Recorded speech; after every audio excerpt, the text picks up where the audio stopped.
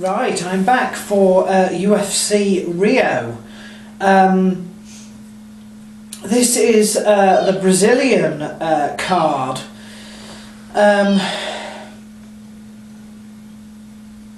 So let's have a look at what's on it. The main event, I'm sure at one point they wanted to use Anderson Silva, but of course he's not fit for duty at present. So they have UFC Aldo defending his title against Chad Mendes instead.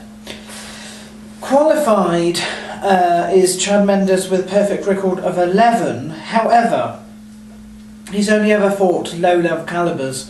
UFC Aldo, who has only lost one in 21 fights, has beaten all the calibers that he's ever fought. He's only ever lost once, and that was by submission to some bizarre person back in 2005. So I'm going to go for Josie Aldo here, and I should probably say TKO in the fourth for that one. The next one, Felipe Arantes, we're now at the bottom of the card, and Antonio Caravillo, or something like that. A lot of these have obviously Latin American names because that's the UFC are sort of trying to break that market, or should we say they're trying to actually be in the market that's always sort of supplied some of the best fighters for the sport. Felipe is 13-4,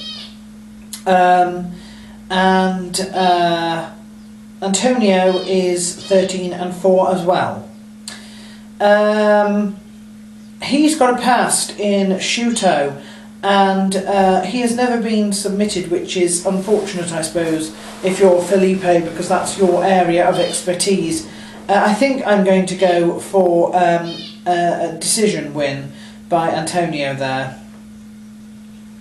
Fabio Maldonado is fighting, goodness knows whatever his name is, Magales, but I don't know how you pronounce his first name. Anyway, he's got a perfect record of 5. He is a debutee, and Fabio Maldonado from Team Nog is 18-4. So this seems to be a little bit of a squash match. Possibly, it depends how good the calibers on his perfect 5 really are. I suspect they're not as good as somebody with Fabio's sort of experience, but there we are. He is coming off a loss, but I expect him to win by TKO in the second. Ricardo Funch is fighting Mike Pyle. Ricardo Funch 8-2, wins by TKO, but his record not so brilliant. Win, loss, loss, win. And Mike Pyle, he has a record of 21-8 and has 16 victories by submission. I'm expecting this to be quite an entertaining fight, actually, because Ricardo Funch I think is quite entertaining, but there we are. And Mike Pyle I like, so this one for me is going to be a good match, even if it isn't for anybody else. I don't think it's a standout match on the card particularly, but I'm looking forward to this one. So I'm probably going to choose Mike Pyle by bar submission in the third. Yuri Alcantara is fighting Michihiro Omigawa. Yuri has a record of 26-3. He's got 11 TKO victories and 12 submission victories. He's actually quite an underutilised fighter. He seems to be very good, but he's only been used to fight once per year for the last 2 or 3 years, and you are beginning to see this with a lot of these sort of fighters that aren't quite in the highest echelon. They're not being used as often as they were. You know, you look back through their record, and it shows they fought, 4 times in 2008, 3 times in 2009, and then once in 2010, once in 2011. And it just seems to be that they're not fighting so much, and I do think that that will end up eventually being a problem, because there's only one institution, there's only one UFC, and obviously they can't have everybody fighting all the time, which means the more people they get in, the bigger they are, the larger their stable, the more time people are going to have off, and that actually affects fighters. So he is one of those people I would encourage them to use a little more. Michihiro Omigawa, 13-10, wins and loses by decision, and his record not so brilliant, win, loss, loss, win. I'm going to go for Yuri Alcantara, and I shall go for TKO in the second.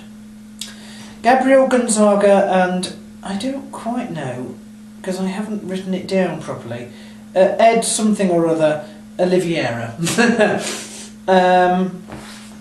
He's on his debut, and he likes to fight and win by TKO. Now, Gabriel Gonzaga, although he sticks in people's minds for striking because of what he did to Mirko Cro Cop many years ago now, in fact, and it's quite funny because I was actually there. That was the first event, UFC event, and first MMA event, in fact, that I ever attended in person. And we did think that for one moment he had actually killed Mirko Cro Cop. So that's always imprinted on my mind. However, he is more known as a submission artist, and he's not as good now as people think he is, if that makes sense. His record, loss, win, loss, loss, win, for example. I do, however, think that he will probably win this one. I might go for decision there. Thiago Tavares and Sam Stout. Sam Stout is on a 2-fight win streak.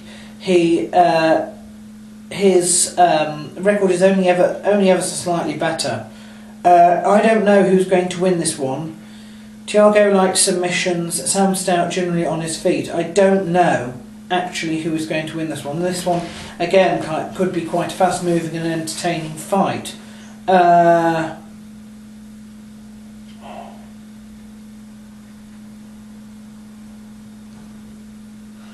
might actually go for Thiago Tavares, but I don't know how. I think that one will be a very, very close one. Edson Barbosa is fighting Terry Eatim. Perfect record of 9, and he likes to win by TKO. Terry Eatim has never actually been knocked out, and his wins are usually by submission. He's got 12 of them.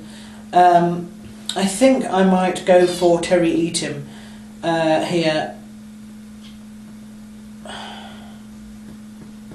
Yes, I think I'll go for Terry Eatim. But again, I'm not quite sure how. Not sure he'll be able to submit Edson Barbosa, but there we are.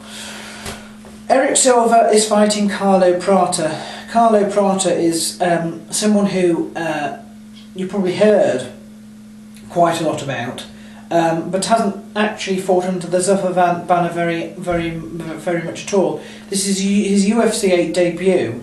He has fought once before in Strikeforce, but other than that, he's actually been elsewhere. He's on a 4-fight win streak. 16 submission victories, 11 decision victories as well, with a record of 29-10. Eric Silva 13-1. He has never been finished so far, but and he does come from a good team under Team Nog, but he hasn't fought any calibers that I could find, and that really makes this an unfortunate squash match, because I think Eric Silva is fantastic and he probably excel against a lot of fighters, but Carlo Prata probably has a lot more experience of fighting a lot higher calibers, and so he will probably win. I might go for bar submission in the second there. Rusama Palhares is fighting Mike Mesenzio. Rusama Palhares is actually on a 2-fight win streak, sponsored by Brazilian Top Team. And both guys generally like submissions. 13-3 for Russamar, 13-5 for Mike Macenzio, who has got probably a difficult record, loss, win, loss, win. You generally have to be exceedingly high caliber to finish Russamar Pallarez, so I'm going to go for a win by Russamar, because I don't believe Mike Macenzio is high enough to do that. But I might go for a decision victory. And the next one is Vita Belfort and Anthony Johnson. Anthony Johnson, record of 10-3, likes TKO victories and on a 2-fight win streak, but he is fighting Vita Belfort, who is 20-9, and he's also a striker, 14 TKO victories. He's also fought the highest calibre of people you can possibly imagine. He's beaten probably about half of the people. My only question on this, favouring in Anthony Johnson's favour, is the question of age. I'm not really well versed enough in Vita Belfort to know if that's going to be a difficulty. I will just go, I think, along probably with the masses here and say I think Vita Belfort will win by, knockout in the second or whatever. But the question of age does hang a little bit in my mind there. And that's my UFC predictions for this week.